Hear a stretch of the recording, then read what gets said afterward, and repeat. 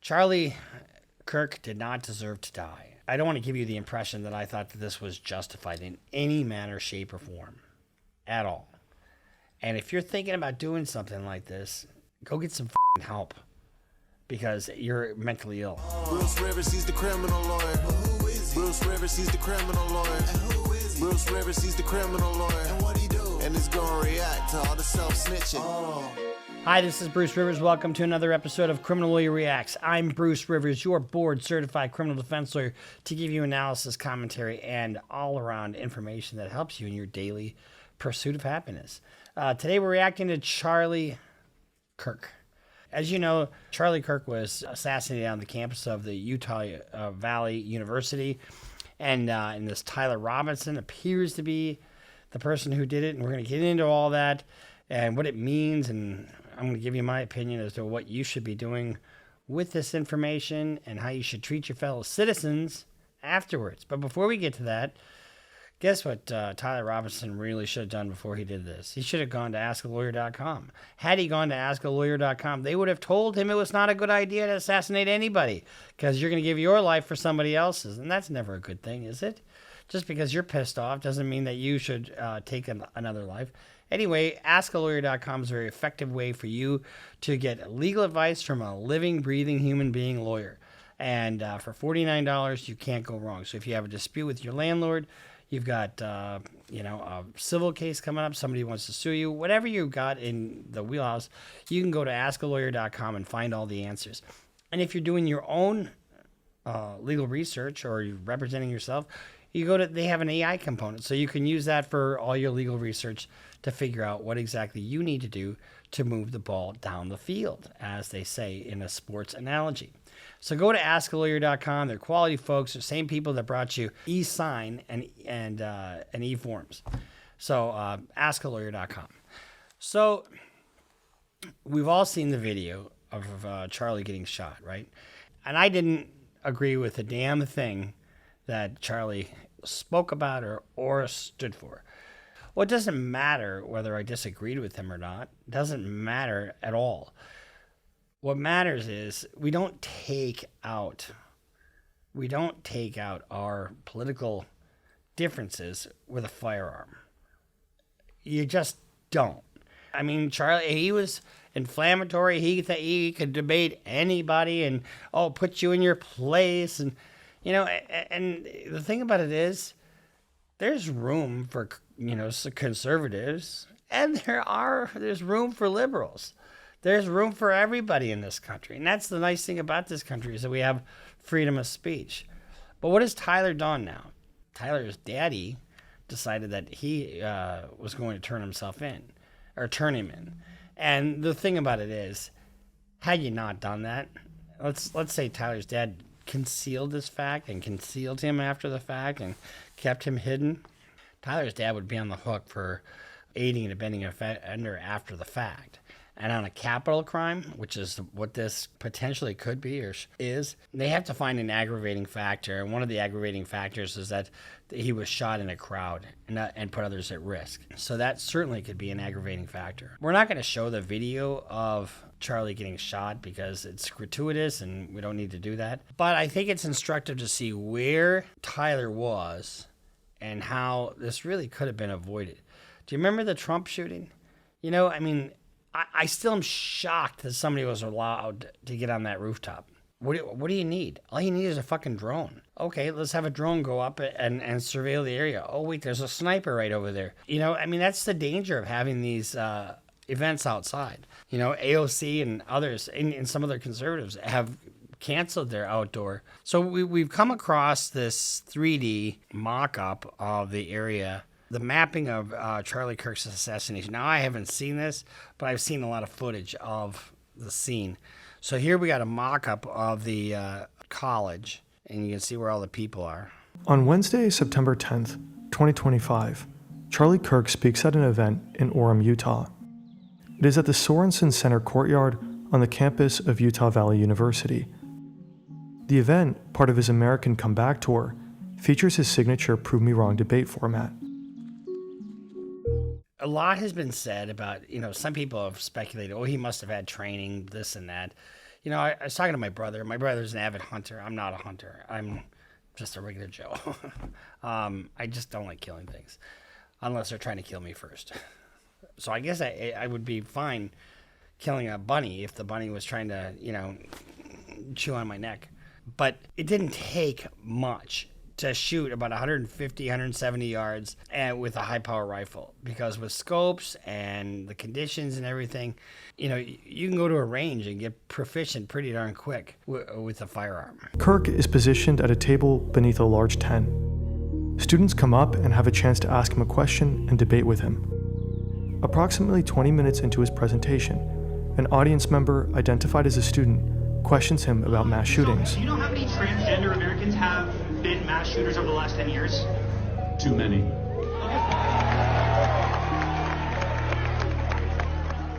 You know, of course there's too many. If there was one, there would be too many.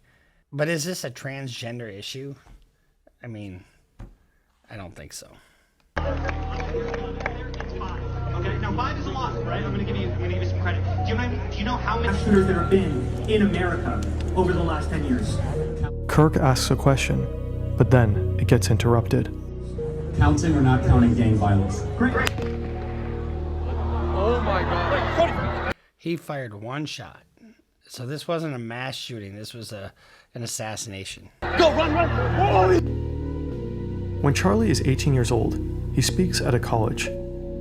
He just seems like any other young American conservative. But at that college, he catches someone's eye.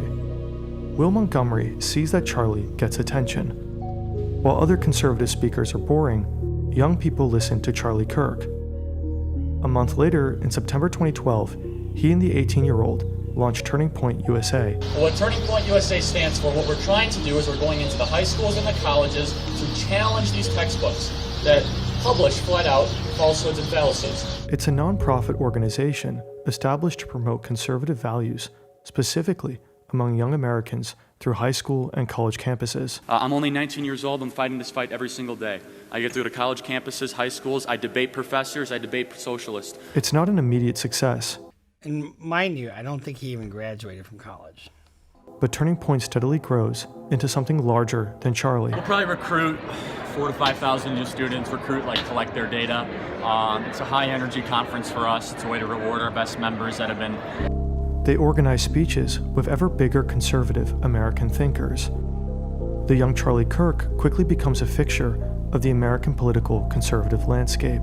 I started an organization, Turning Point USA, 2.5 years ago, around 2 key values: free markets and limited government. In 2016, he speaks at the Republican National Convention.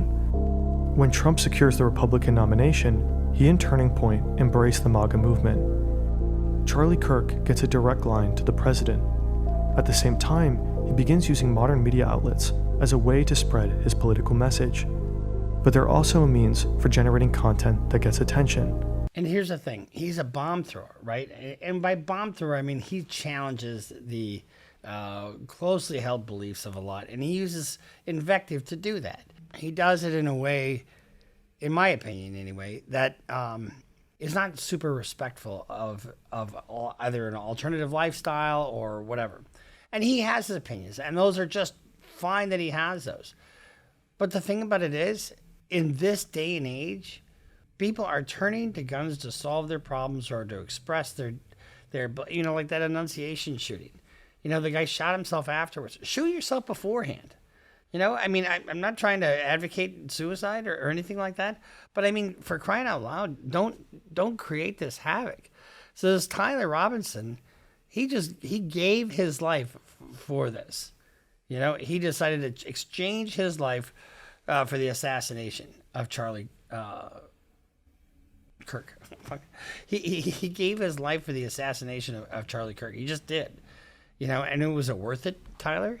So guess what? So now Tyler's going to go to court on Monday, and he's not going to get bail. It's going to be held without bail because they're going to seek the death penalty, and they'll probably get it. You know, and he's 22 years old. You know, his roommate, I guess, is trans. I mean, who cares about that? Nobody cares about that. But I mean, what is going on here? You know, where we have to solve our problems this way. He gets millions of views, in large part fueled by debates on college campuses. In 2018 comes Campus Clash, a college tour with Candace Owens. In 2024, the You're Being Brainwashed tour, a college tour with former presidential candidate Vivek Ramaswamy. On September 10th, 2025, Kirk initiates the American Comeback Tour, a series of events for college students across the United States. The format includes his classic Prove Me Wrong table sessions, where he invites attendees to debate his political and cultural viewpoints in a public setting. The event at Utah Valley University is designated as the first stop on this tour.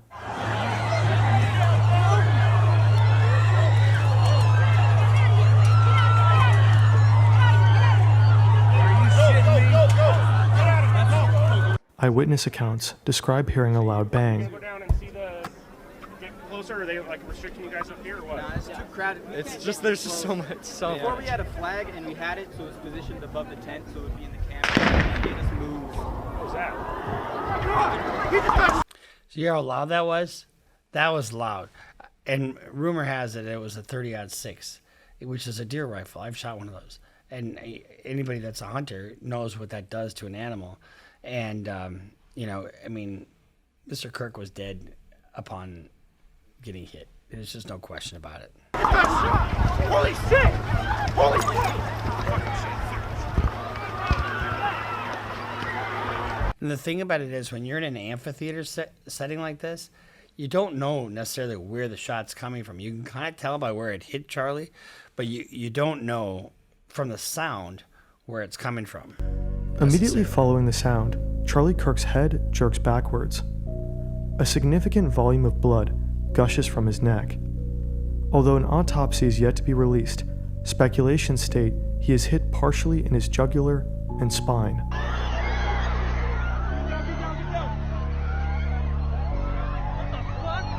Phone footage shows that audience members react to the noise instinctively, collectively looking to the right and then crouching down. People scatter in multiple directions.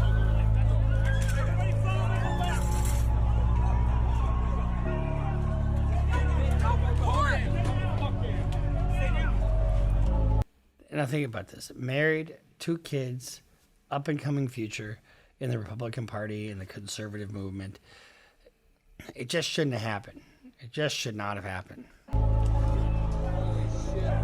His security personnel and multiple police officers cover him and try to bring him away to surrounding vehicles. Through phone recordings later released on Twitter, a figure is identified on the roof of the Losey Center. So there's somebody on the roof right there?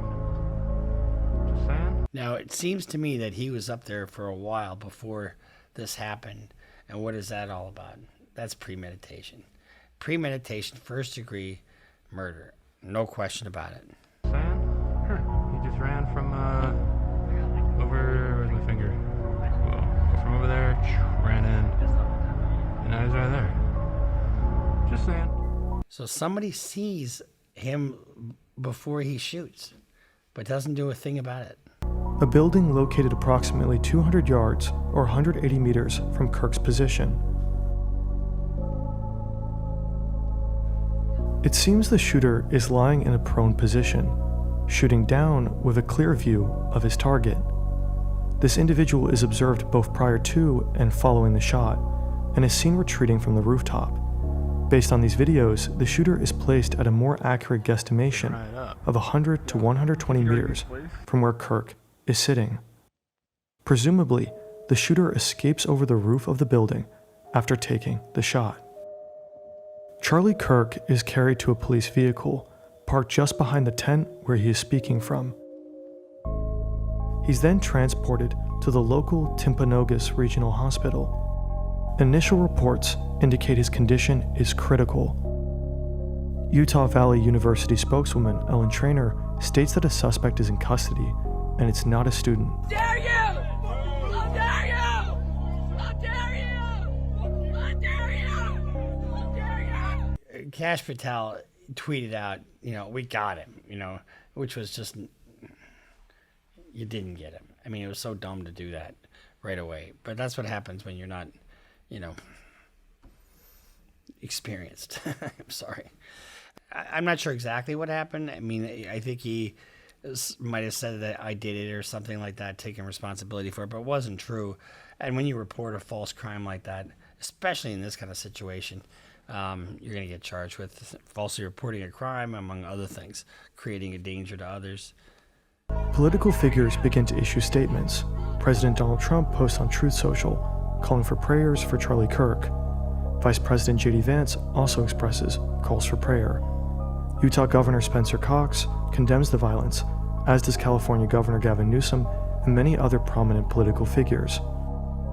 At 2:26 MDT, FBI Director Kash Patel also announces on social media that a suspect in the shooting is in custody. Now, we have a person of interest in custody. But only a couple of hours later, all statements are retracted. Cox clarifies that George Zinn, the individual initially detained, is not the assassin, but has been charged with obstruction of justice. A second suspect is also arrested, but later released. As of right now, the authorities state their investigation continues. At around 2:40 MDT, Charlie Kirk's death is finally confirmed. President Donald Trump announces it on Truth Social. He is survived by his wife, daughter, and son. To my great fellow Americans, I am filled with grief and anger at the heinous assassination of Charlie Kirk on a college campus in Utah. The cause of death is confirmed as a gunshot wound to the neck. No further suspects have been taken into custody as of September 11th at the time of this upload. President Trump orders all American flags to be lowered to half-staff across the country until Sunday evening as a mark of respect. We are reminded again of how real the present danger of political shootings is in the United States. It's a tragic day for our nation. I want to be very clear that this is a political assassination. For us, on the outside, looking in from Europe, it's a brutal reminder of how politically heated things are in the country across the ocean. That gives you kind of a landscape. Now, here's my understanding of the rest of the story. Tyler, he jumps off the building. I think he gets injured as he jumps off, and then he takes off and he walks away. And then his father calls a friend, and they report that to the sheriff's department. Had they not done that, they could really be in a lot of hot water, because apparently Tyler had admitted to the dad that he was responsible for the shooting. So dad's going to have to be a witness in this trial when it comes to 4. And my guess is that they're going to demand a speedy trial. You're going to see this kind of go fast. He's going to get the death penalty. No question in my mind he's going to get the death penalty. The amount of planning and preparation, calculation that this guy had to do in order to carry this out is exactly what a first-degree murder charge is set out to prevent, or at least punish. I swear a lot on this channel, and I joke around a lot, and you don't hear a lot of jokes coming from me right now. And it's because we need to turn the temperature down. Turn the temperature down on this political BS. Because at the end of the day, what Charlie Kirk said or didn't say didn't affect my life. Just because I really didn't particularly care for him doesn't mean anything to me. I mean, was his rhetoric that ridiculous that you had to get on a roof, that you had to carry with you a 30-06 high-power hunting rifle, and that you had to gun him down in cold blood and orphan his children and widow his wife? I mean, is that what you... I mean, and then have to take your life now because of that? I don't believe in the death penalty, and I don't think he should get the death penalty because it's unequally applied, and I just don't think the government should be in the business of killing. So one of the things that can be done in a death penalty case is you can draw it out. You can draw it out. When's the last time somebody was executed in Utah? Some time ago. The rights afforded to the accused or convicted have to be that way because you can't just willy-nilly take people's lives. In Minnesota, we got rid of the death penalty over 100 years ago because of that, because they executed an innocent person. And I think the danger of that is just so high. And it just, anyway, that's another issue for another topic. But so what will happen now? He'll be denied bond because it's a death penalty case. And then they'll set a preliminary hearing, generally speaking, if that's their procedure in Utah. And a preliminary hearing is just where they establish probable cause. You know, I've read the affidavit. The affidavit establishes probable cause. And so, and what a preliminary hearing does is the officer gets on the stand and tells, here's the evidence, judge, and here's why we think he should be bound over for trial. Minnesota got rid of that a long time ago, but Wisconsin has it, Utah has it, a lot of other jurisdictions have the procedure where they have to establish probable cause before it can be submitted to a jury. So you got that. And then there might be some other wrangling about collection of evidence. You know, did they have probable cause to go execute the search warrant? You know, they're going to challenge the warrant. None of that's going to be successful. That's just protocol from a defense standpoint, right? And then they're going to try this case. And they're not going to offer him anything. You know, I mean, okay, I'll plead guilty if you give me life. No. Our case is so strong, we don't have to do that. And that's kind of the analysis that you have to do, right? Our case is so strong, and we want you to be put to death. But there's two sides to that, right? You have the guilt phase, and then there's the penalty phase. And the jury generally decides the penalty phase about the death penalty or not. And I think it's kind of interesting because if you have somebody that's anti-death penalty, they can't sit on that jury. But if you have somebody that's pro-death penalty, they can sit on the jury. Think about that when you talk about the fairness of our system. So, and when you talk about why he did this, what's the motive? Well, you don't really even have to have a motive because motive is not an element to the crime. It does help to kind of explain and put context into things, and they're going to look into that. Was there a wider conspiracy? Was there people that helped him to do this? Who else knew about it? You know, and they'll find all that out. And anybody in the wake of that, certainly wasn't his father because his father fucking turned him in. But you don't have to ascribe a motive to this in order to get a conviction because it's just not part of it. So, but I mean, you know, was he gay and was he just have a beef against Charlie Kirk? I mean, his roommate was supposedly trans and transitioning and fine. I mean, I don't get why Charlie Kirk had to go after these people, these trans people. I mean, who gives a shit? If somebody wants to be a woman, let them be a woman if they're a man. Or if they're a man and they want to who cares? I mean, what do you give a shit? Why isn't any skin off of your nose? But at the same time, if that's who you are and you have a gripe against somebody, you don't take it out like this. You do it at the ballot box. Honestly, that's where your fight is. Charlie Kirk did not deserve to die. I don't want to give you the impression that I thought that this was justified in any manner, shape, or form at all. And if you're thinking about doing something like this, go get some fucking help because you're mentally ill. You know, I mean, this Tyler is a nut job. You know, I mean, evidently he put some stuff out there on X and whatever, these social media posts. You know, if you're in a rabbit hole, you know, you're sitting down in your fucking basement with your Cheeto stained underwear and all you're doing is, you know, looking at your side of the coin and how you're getting fucked over and you're looking go outside and play some kickball. You know, go outside and do something else. You know, this whole business of getting radicalized and listening to, you know, the voices in your head, which really is what you're in an echo chamber at that point, right? Because and the social media doesn't work unless it's controversial, right? I mean, it's all that controversy. That creates clicks. You know, that's one of the reasons why we create clicks. Because, you know, I'm outrageous and, you know, I swear and, you know, but I try to give it to you straight and I try to make people laugh. But I try to be common sense. The question was asked, what is his life like right now? He's probably in lockdown and in isolation. And he's probably being monitored 24/7. If you look at this booking photo, you can see he's got the turtle suit on. What's the turtle suit?